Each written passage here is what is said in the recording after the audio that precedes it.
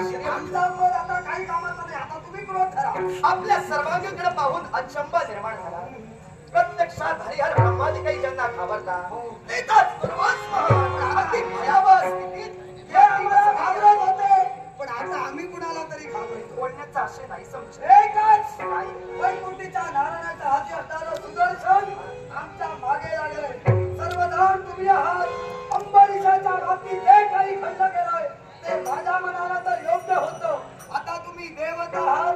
इंद्रपदावर आरूढ होऊन सृष्टीच्या कल्याणासाठी आहात. सत्य काय असत्य काय हे तुम्ही जाणून आहात. ऐका माझ्या मुखात तेव्हा जरा माझं रक्षण करा. दुर्वास महान देवराज देवेंद्राने तुम्हाला अभय दान दिलेलं आहे. आता घाबरत नाही. वाटेल तो काळ येऊ दे.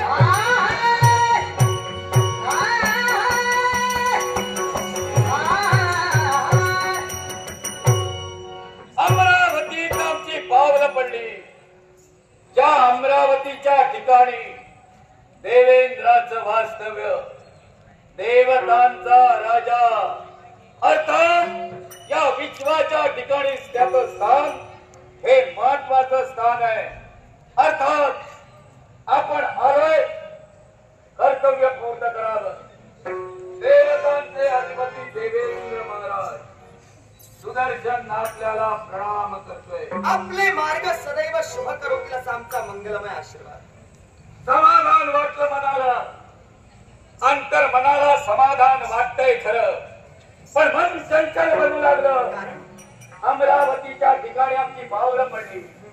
त्या सणावर विराजमान झालेल्या राजकर्त्याच्या मुखमंडलाकडे नेत्रकमल आमचे फिरले आणि पाहतो एकच प्रश्नांचा भडीमार आपल्या मस्तकावर दिसू लागला. चेहरा चिंतातूर वाटू लागला. याला कारण आहे. भीती मनात आहे की संरक्षणाची जबाबदारी. ऐका, देवतांचा राजा देवराज देवेंद्र देव सभेतील या 32 पायऱ्यांच्या सिंहासनी विराजमान झाला. प्रत्येक देव देवतेला देव देवतांचाच कशाला, विश्वातील प्रत्येक सजीव घटकाला देवराज देवेंद्र अगदी जवळून ओळखतोय म्हटलं. त्यामुळे देवराज देवेंद्रला विश्वातील कोणत्याही जीवाची अथवा देवतेची भीती नाही. पण प्रश्नांचा भडीमार झाला. प्रश्नांचा भडीमार माझ्या सर्वांगाभोवती तुला दिसला, रास्त ओळखलं. धन्यवाद देतोय. निर्माण होणं साहजिक. देवेंद्र धन्यवाद देतोय. आपल्या मुखातील एकच अक्षर ऐकलं, एकच शब्द ऐकला. या विश्वात कोणत्याही जीवाची आपल्याला भीती वाटत नाही. आणि असा निर्भीड जीव माझ्या समोर आल्यानंतर मलाही त्याची भीती वाटत नाही. आणि म्हणूनच आपल्या या दरबाराच्या ठिकाणी पावलं एकाच गोष्टीला टाकली. आपल्या जवळ दुर्वास आले की नाही. सुदर्शन रास्त प्रश्न विचारला. तो येण्यापूर्वीच दुर्वास महंतांचं आगमन या देवसभेत झालं. त्या पुढे जाऊन जर का तुला सांगायचं झालं तर दुर्वास महंतांना देवराज देवेंद्रानं अभय दिलेलं आहे. तेव्हा तुझ्या वक्तव्यातून मला ऐकायचंय, दुर्वास महंत तुला नेमकं कोणत्या कारणासाठी हवं? एकाच कारणासाठी. राजा अंबरीशाच्या बाबतीत दुर्वासानं केलेला अन्याय, त्याला शाप दिला, उशाप दिलेला नाही. अखंड तांडव केलं आणि राजाच्या जीवनात जो हलकल्लोळ माजविला, याच्यासाठी दुर्वासानं अंबरीश राजाची क्षमा मागावी. आणि म्हणून दुर्वास माझ्या स्वाधीन करा. सुदर्शन, तुझ्या कर्तव्याला आणि तुझ्या कर्माला प्राधान्य दे. या देवसभेत तू पावलं वळली. निश्चितच मी एका बाजूने तुझं कौतुक करेन, पण दुसऱ्या बाजूने जर का विचार केला, मी देवतांचा राजा आहे. अर्थात देवतांचा राजा या नात्यानं आयत्या वेळी येणाऱ्या विषयांवर योग्य तो निर्णय घेण्याचा अधिकार देवतांनी मला दिलेला आहे. त्या अधिकारायोगे तुला सांगतोय, नीट नाही. सुदर्शन, त्या दुर्वास महंतांना देवराज देवेंद्रनं अभय दिलेला आहे. त्या दुर्वास महंतांना देवराज देवेंद्र तुझ्या स्वाधीन कधीही करणार नाही. तू जाऊ शकतोस. नाही. तुम्ही म्हणालात आयत्या वेळी आलेल्या प्रश्नाला कोणत्या प्रकारे उत्तर द्यावं आणि त्याचा न्याय निवाडा कसा करावा हा देवराज जाणतोय. जर का देवराज तू जाणत होतास आयत्या वेळी येणाऱ्या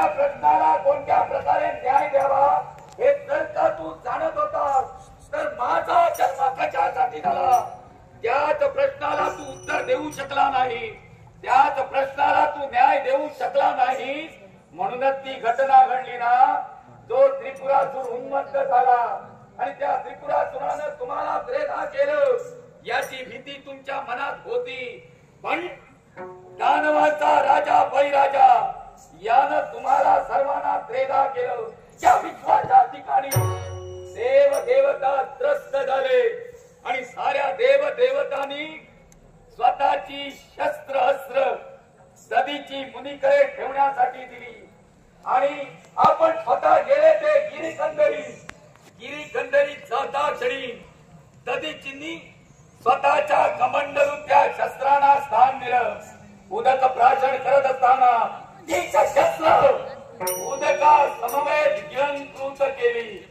त्यांच्या देहाचं तेज वाढलं आणि ते तेज वाढल्यानंतर तुम्हा देवतांना समजलं की हे तेज अद्वितीय आहे. तुम्ही सारे शिव शंकराला शरण गेला ना. आठवतोय ना, त्या शिव शंकराला तुम्ही शरण गेला आणि त्या शिव शंकरानं दधीचीकडे जाऊन दधीची महंतांजवळ जाऊन त्या योग्याचं महत्व जाणलं आणि त्यांच्याजवळ भीक मागण्यासाठी तुमच्या वस्ती शस्त्र रूपानं आम्हाला द्या. कारण या विश्वाच्या ठिकाणी रुद्रासुर उन्मत्त झाला, त्रिपुरासुर उन्मत्त झाला, यांचा शेवट करायचा आहे. आणि त्यांनी योग बलाच्या सामर्थ्यानं स्वतःचा देह त्यागला आणि स्वतःच्या पाठीच्या कण्याची ते वज्र बदलिलं. त्या कण्याचा भाग तुला दिला आणि ते वज्र तू तुझ्या हाती धारण केलंस. त्याच्यातूनच एक सुनाभ निर्माण झालं आणि त्या सुनाभानं या विश्वाच्या ठिकाणी शिवशंकराकडे स्थान मिळविलं. त्या सुनाभाचं चूर्ण शिल्लक राहिलं. तेच चूर्ण म्हणजे सुदर्शन. या सुदर्शनावर केलेला आघात, या सुदर्शनाला बनविण्यासाठी केलेला प्रयत्न म्हणजे कुणी सामान्य नव्हे.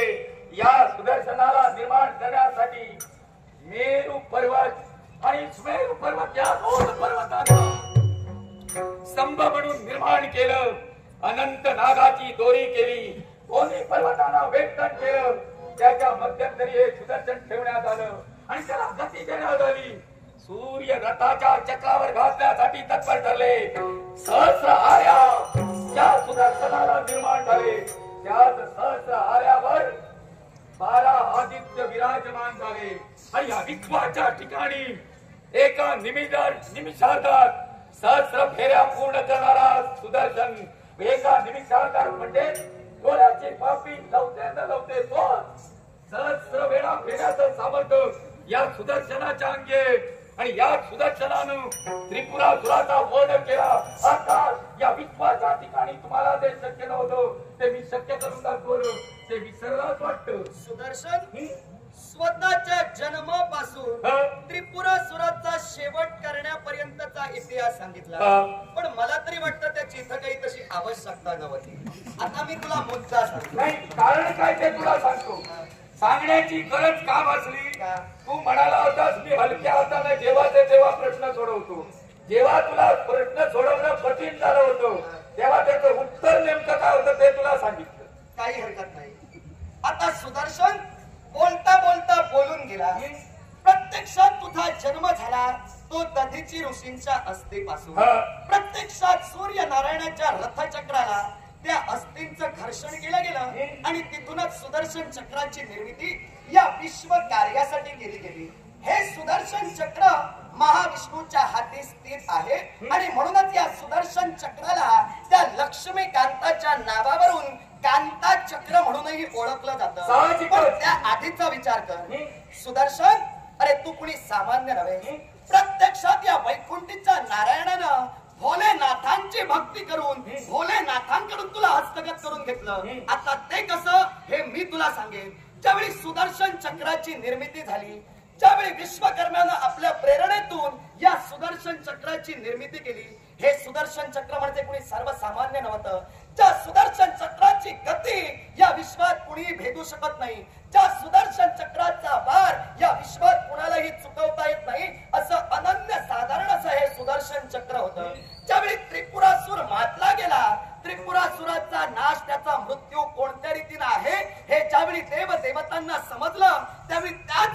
कर्म्यानं हेच सुदर्शन चक्र शिवाय त्रिशूळ वगैरे ज्या देवतांची शस्त्र निर्माण झाली होती ही शस्त्र शिव शंभू महादेवांना प्रदान केली होती. हे कदाचित तुला आठवतं की नाही मला माहित नाही, पण हे वास्तविक सत्य तुला सांगतोय. शिव शंभू महादेवांच्या हाती असणारं हे सुदर्शन त्यावेळी कोणत्या नावानं नटलं गेलं हे सुद्धा मी तुला सांगेन. त्यावेळी तुझं नाव होतं भवरेंद्र.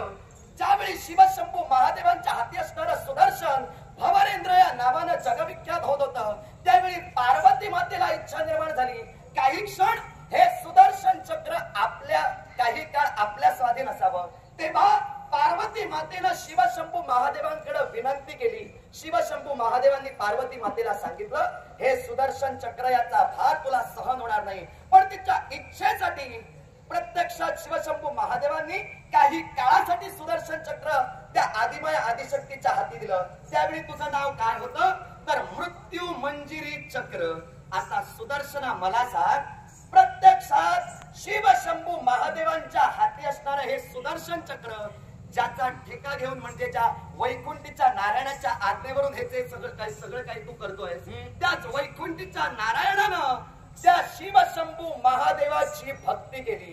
काय केली तर ज्यावेळी सती दक्ष यज्ञाच्या वेळी ज्या पुत्र कामेष्टी यज्ञात ज्या सतीनं आपला देह जाळून भस्म केला होता त्या सतीनं प्रत्यक्षात आपला देह जाळून भस्म केल्यानंतर पत्नी विरह शिवशंभू महादेवांना सहन झाला नाही आणि म्हणून शिवशंभू महादेव विरक्त झाले. हे संधी साधून असुरांनी देवतांवर आक्रमण केलं. देवराज देवेंद्रलाही पराभूत केलं. देवराज देवेंद्र वैकुंठीच्या नारायणाला देवतांसहित शरण गेला. त्यावेळी वैकुंठीचा नारायण शिवशंभू महादेवांची आराधना करू लागला सहकार्य प्रित्यर्थ. आणि म्हणूनच शिवशंभू महादेवांची आराधना करत असताना प्रतिदिनी शिवपिंडीवर 1000 कमल पुष्प वैकुंठीचा नारायण अर्पित करत होता. ही वार्ताच्या वेळी प्रत्यक्षात भोलेनाथांना समजली. त्यावेळी त्यांना दर्शन द्यावं या अपेक्षेनं आणि निमित्त शोधण्यासाठी त्यांनी त्यांची परीक्षा घ्यायचं ठरवलं.